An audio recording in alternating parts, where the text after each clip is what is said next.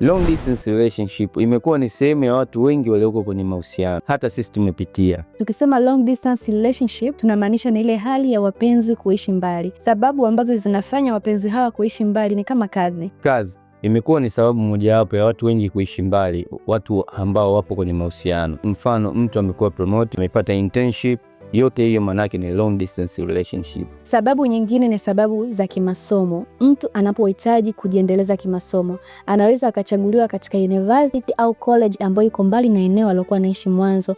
Mfano, alikuwa anaishi Dar es Salaam akachagua Dodoma, au Dar es Salaam akachagua kwenda United States. Kwa sababu hii ya kimasomo inaweza ikasababisha couple ku experience long distance relationship. Sababu ya tatu ni majukumu ya kifamilia. Hapa tunazungumzia yale mambo ambayo unakuta mtu bado anatumika katika familia yake. Inaweza nikawa sababu za kutumika nyumbani, hudumia wazazi, huenda labda mzazi ametatizika na ugonjwa, au labda kusimamia biashara za familia na mambo mengine kama haya. Ni sababu za kibiashara. Kama tunavyojua, kuna biashara ambazo zinamdemand mtu atoke nchi fulani kwenda nchi fulani kwa lengo la kuchukua mizigo, kufanya consultation, kukuza market na kadhalika. Usafiri kwa lengo la biashara linaweza lika cause long distance relationship, kwa sababu mtu anaweza kukaa hata zaidi ya mwezi katika nchi nyingine. Sababu za kiafya.